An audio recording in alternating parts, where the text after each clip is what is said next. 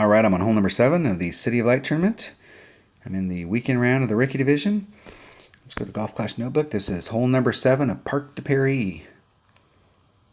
And there are a ton of different ways that you can go with this. You can lay up out here, not a fan. You can bring a 4-power ball and you can get over to this spot right here and go for the green. That's exactly what I did in my upper level account, and I ended up on the green twice. And you're on the green and the pin's here, and you're on this big hill, and you're having to hit it like this to try and get at the hole, and it is an impossible putt. I actually went over the hole and bounced over the hole twice. So it's tough. I was trying to actually lay up out here, but I haven't figured out how to get it to lay up out here without rolling on.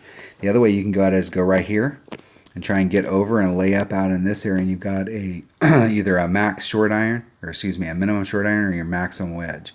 You can also lay up out here to the end, but these trees are going to be in the way, and I'm not a fan of that either. I'm not a fan of this way or this way because these trees are now in the way.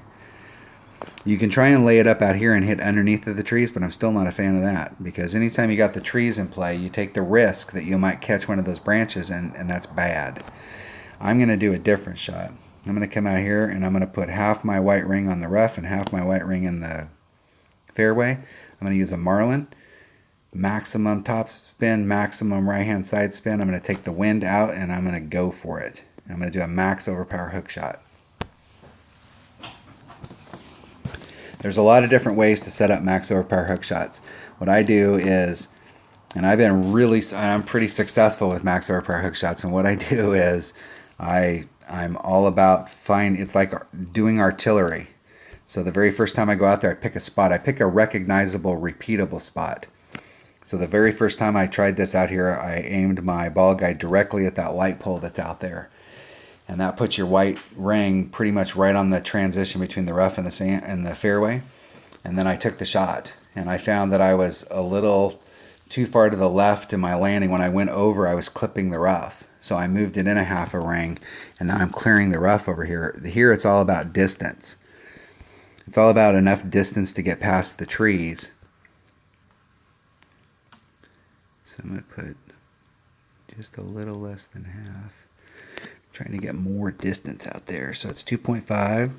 That leaves me 1. I'm going to do about a ring and a third. Max overpower hook.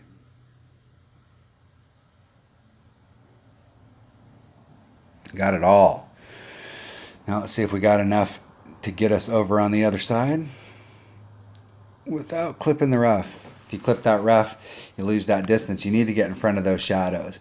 There's not quite enough. And actually, I'm going to go back before I go on the back 9, and I'm going to look at that again because I think I might actually be able to bring a nav, and a nav might give me that extra little bit of distance.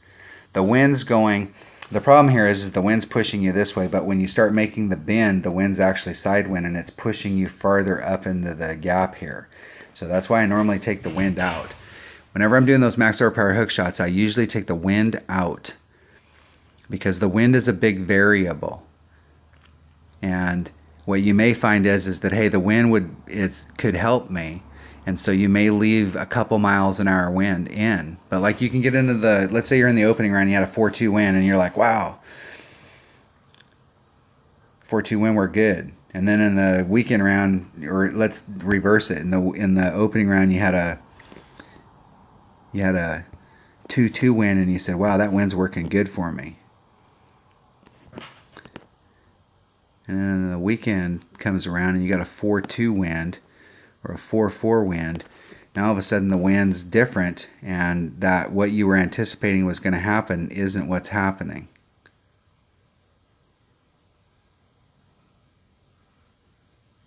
Get it great to the left. Trying to work it around the tree, trying to get up there so that I give myself at least a chip-on shot. It's still a tough chip. I got a lot of work to do. So let me make sure I got that clear. I think I screwed that up. So you're in the opening round, and you left the wind in, and it was 2.2 miles per hour, and you're like, wow, that works. And then the weekend round rolls around, and the wind is 4.4. It may or may not work anymore. That might be too much wind. And so I usually try and take wind out of those types of shots because that's a variable that I want to get control of. Okay, I need to hit this perfect, I can tell you that.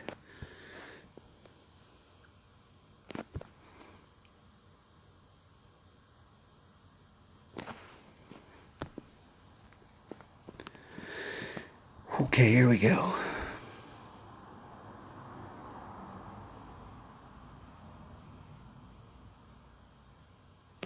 Getting it perfect. In the cup. And just that little teeny bit of drop down that hill where it was actually on the green, it rolled in a half.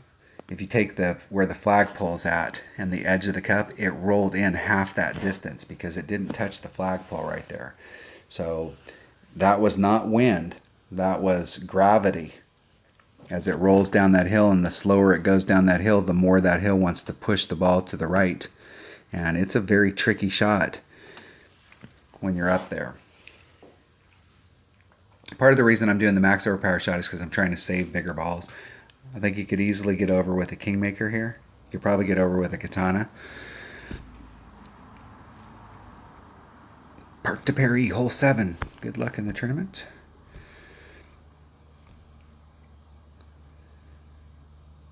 Alright, that was hole number 7. On track for the -12, which is the goal. The one really big hard hole here is hole number 9. Hole number 9 is, man, there's two very tough shots in Park to Parry. If you've got lower developed clubs, you've got to nail them in order to get that eagle. And you got to get an eagle on hole number 9. Alright, that was hole number 7 of the weekend round of the City of Light tournament. That's hole number 7 of Park to Parry. Thanks for watching.